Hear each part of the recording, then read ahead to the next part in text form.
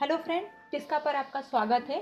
आज हम UGC net social work के सिलेबस सीरीज 1 का chapter 1 nature and development of social work का पार्ट 2 लेकर आए हैं। अगर आप हमारे वीडियो से लगातार बने हुए हैं, हमारे चैनल को आपने सब्सक्राइब किया है, बराबर आप देख रहे हैं, तो आपने देखा होगा इसके पहले हमने इसी चैप्टर का आपको पार्ट 1 लेकर आया था कि उसमें मैंने कुछ टॉपिक आपको बताई थी और कुछ टॉपिक मैंने बताया था कि मैं सेकेंड पार्ट में इसको फुल डिटेल के साथ लेकर आऊँगी कि क्या क्या इस चैप्टर में किस किस टॉपिक से क्वेश्चन पूछे जा सकते हैं। तो चलते हैं हमारे नेक्स्ट टॉपिक पे। ये पहला टॉपिक है गोल ऑफ सोशल वर्क में सोशल वर्क के लक्ष्य क्या क्या हैं, समाज कार्य के लक्ष्य क्या हैं। तो उसका पहला है सामाजिक विकार को दूर करना, मतलब इसमें सामाजिक विकारों को निराकरण, उसको दूर करना। तो हमारे जो रॉस हैं, हमारे वैज्ञानिक रॉस के अनुसार समुदाय की बाधाओं को दूर करना, समुदाय की बाधाओं को दूर करना और व्यक्तियों व समूह की क्षमताओं का विकास करना ही समाज कार्य का लक्ष्य है। ये हमारे वैज्ञानिक रॉस के अनुसार था कि सामाजिक विकार को दूर करना, उसका निराकरण करना हमारे समाज कार्य का मुख्य लक्ष्य यही है कि समुदाय में जो बाधाएं आ रही हैं, जिनसे हमारे व्यक्तियों को तकलीफ होती है, कष्ट होता है, समस्या आती है, उनको दूर करना और व्यक्तियों व समूह की क्षमताओं का विकास करना ही समाज कार्य का लक्ष्य है। सेकंड है हमारा आर्थिक, शारीरिक और सामाजिक विकास। इसमें हैमिल्टन के अनुसार लोगों के लिए अच्छे स्वास्थ्य और उच्च जीवन स्तर को प्राप्त करना एवं संतोषजनक संबंधों द्वारा समाज की समृद्धि करना ही समाज कार्य का लक्ष्य है। तो आर्थिक, शारीरिक और सामाजिक विकास में हैमिल्टन ने इस तरह से परिभाषित करते हुए इसको डिटेल में समझाया है। अब चलते हैं हमारे नेक्स्ट टॉपिक। इसका तीसरा नंबर समाज की संस्थागत संरचना वाले व्यक्तियों का समायोजन। मीन्स इसमें समाज कार्य व्यक्तियों का समाज की संस्थागत ढांचों के साथ समायोजन करता है तथा साथ ही यह उस क्षेत्र का विकास भी पूरे तरीके से ये करता है। ये है हमारे समाज कार्य का लक्ष्य। अब चलते हैं हमारे चौथे पॉइंट पे कि हेल्पिंग पीपुल, यानी कि लोगों की सहायता करना। लोगों की सहायता करना समाज कार्य का मुख्य लक्ष्य है। जैसा कि हमने आपको इस वीडियो में बताते आ रही हूँ कि व्यक्तियों का सहायता करना ही, लोगों की हेल्प करना ही समाज कार्य का मुख्य उद्देश्य रहा है। तो ब्राउन जो हमारे वैज्ञानिक हैं, उनके अनुसार समाज कार्य उन व्यक्तियों की सहायता करता है जो गंभीर आर्थिक संकट में हो, मतलब कि पैसे रुपए की प्रॉब्लम हो, वो कुछ कर नहीं पा रहे हैं, उनको सही राह दिखाना। तो जो आर्थिक संकट में हो, सामाजिक समायोजन में सहायता के ज़रूरतमंद हो, मानसिक समस्याओं में सहायता चाहते हो और शिक्षा तथा अन्य सुविधाओं से भी वो वंचित हो, ऐसे लोगों की सहायता करना ही समाज कार्य का लक्ष्य माना गया है। अब चलते हैं इसका पांचवा पॉइंट, कल्याण और सामाजिक सहयोग। तो समाज कार्य का मुख्य उद्देश्य जो है वो व्यक्तियों का कल्याण करना ही है। जैसा कि आप सब जानते हैं कि समाज कार्य का मुख्य उद्देश्य ही व्यक्तियों का कल्याण करना है तथा जिस समाज में वे रहते हैं उसमें आपसी सहयोग की वृद्धि भी करना है। तो ये है हमारा समाज कार्य का मुख्य लक्ष्य क्या क्या है, ये हमने आपको इस टॉपिक पे बताया। अब हम चलते हैं नेक्स्ट, समाज कार्य का ऐतिहासिक लक्ष्य, historical development of social work. ठीक, तो अब देखते हैं कि समाज कार्य का ऐतिहासिक विकास कैसे हुआ और इसका विकास करने के लिए लोगों ने क्या क्या प्रयत्न किए, कैसे कैसे आगे बढ़े, ये सारी डिटेल हम आपको इस टॉपिक पे बताएंगे। तो ये हमने इंग्लिश हिंदी दोनों लैंग्वेज में आपको मैंने समझाते हुए बता दिया है। जिनको जो लैंग्वेज समझ में आए वो अपना समझ सकते हैं। तो हम चलते हैं इसका हिंदी लैंग्वेज पे, जो आप लोग को आसानी से समझ में आ जाए कि सामाजिक कार्य सोशल वर्क या सामाजिक सेवा एक शैक्षिक और व्यावसायिक मोड़ है जो सामुदायिक संगठन और अन्य प्रक्रियाओं के माध्यम से लोगों और समूहों के जीवन स्तर को ऊपर उठाने का प्रयास करता है। जी, इस समाज कार्य का मुख्य आधार समुदाय में व्यक्तियों की सहायता करने की एक प्रक्रिया है, जिससे कि व्यक्ति अपनी सहायता स्वयं कर सकें। सामाजिक सेवा अन्य सभी व्यवसायों से पूरी तरह से अलग है, क्योंकि सामाजिक सेवा को उन सभी सामाजिक, आर्थिक, मनोवैज्ञानिक कारकों को ध्यान में रख करके लागू किया जाता है जो व्यक्ति और उसके पर्यावरण, परिवार, समुदाय तथा समाज को प्रभावित करते हैं। समाज कार्य करते समय ये ध्यान देना पड़ता है कि उनके सामाजिक, आर्थिक और मनोवैज्ञानिक कारकों को ध्यान में रखते हुए उनके पर्यावरण, परिवार और समुदाय को भी प्रभावित करे। मतलब हमारा लक्ष्य अगर उनके जीवन स्तर को ऊपर उठाने का है तो वो पूरे परिवार तक आसानी से पहुंच सके।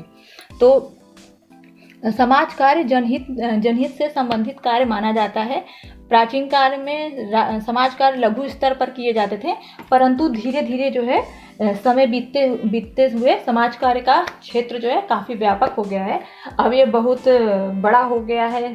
समाज सेवा किस किस रूप में किया जाता है आपको मैंने बताया था कि बाल कल्याण, श्रम कल्याण, महिला कल्याण, मतलब ये सभी जगह जो है पूरे क्षेत्र में ये अच्छी व्यापक हो चुका है। विद्यालय में, मतलब सभी क्षेत्र में ये फैल चुका है समाज कार्य। अब चलते हैं हमारा next topic, development of professional social work in England and America. मतलब इंग्लैंड एवं अमेरिका में व्यावसायिक समाज कार्य का विकास कैसे हुआ और कैसे कैसे उसको डेवलप किया गया। तो इंग्लैंड और संयुक्त राज्य अमेरिका में समाज कार्य केवल चर्च के माध्यम से किया जाता था। पहले ये जो है समाज कार्य केवल चर्च के माध्यम से ही किया जाता था, जिसका मुख्य उद्देश्य सार्वजनिक कल्याण, जन कल्याणकारी था। ऐतिहासिक धरातल पे परिस्थितियां बदली और जन कल्याण के विभिन्न रूप प्रदान किए जाने लगे। मतलब धीरे धीरे समय बदलता गया और इसके बहुत से रूप सबको दिए गए कि कैसे कैसे समाज कार्य किए जा सकते हैं। तो इंग्लैंड में 1536 में इंग्लैंड में सामाजिक कार्य के संबंध में एक कानून बनाया गया, जिसमें गरीबों की मदद के लिए एक विशेष कार्य योजना बनाई गई थी 1536 ईस्वी में। आप ईयर अच्छे से ध्यान रखिएगा, कभी कभी यूजीसी नेट सोशल वर्क के क्वेश्चन में ईयर भी पूछते हैं कि ये कानून किस सन में बनाया गया, कहाँ बनाया गया, तो आप लोग जगह और ईयर्स का काफ़ी ध्यान रखिएगा। तो 1536 ईस्वी में सामाजिक कार्य के संबंध में कानून बनाया गया, जिसमें गरीबों की मदद के लिए एक विशेष कार्य योजना बनाई गई। 18वीं शताब्दी में ग्रेट ब्रिटेन में औद्योगिक क्रांति के बाद सरकार द्वारा गरीबों और विकलांगों को समाज की मुख्य धारा से जोड़ने के लिए भी नए नए कानून बनाए गए। अब आगे चलते हैं। आगे व्यक्तियों के मनोसामाजिक पक्ष के लिए 1869 में लंदन चैरिटी संगठन और 1877 से 1878 में अमेरिका में चैरिटी ऑर्गेनाइजेशन सोसाइटी ने पहल की। मतलब कि 1500 व्यक्तियों ने मनोसामाजिक पक्ष के लिए 1869 में लंदन चैरिटी संगठन और 1877 से 1878 में अमेरिका में चैरिटी ऑर्गेनाइजेशन सोसाइटी ने पहल की। अब इन संस्थाओं ने मूलभूत सहायता उपलब्ध कराने के उद्देश्य में जरूरतमंद की खोज प्रारंभ की। और इन संस्थाओं में क्या होता था वो डिटेल में बता रही हूँ मैं कि इन संस्थाओं में मूलभूत से सहायता उपलब्ध करवाने के उद्देश्य से ज़रूरतमंद की खोज प्रारंभ कर उनकी एक सूची बनाई गई पहले। साथ ही संबंधित व्यक्तियों का पंजीकरण करना भी प्रारंभ हो गया। यह एक ऐसी प्रक्रिया थी जिसके माध्यम से संस्था के कार्यकर्ता अपने पास आए और सेवार्थियों को स्वावलंबी बनाते थे अपने पास। मतलब इस पंजीकरण से इस संस्था में लोग आते थे पंजीकरण होने के बाद, और उनकी क्या प्रॉब्लम है, क्या समस्या, उसको जान करके और उनको स्वावलंबी बनाते थे सेवार्थियों को।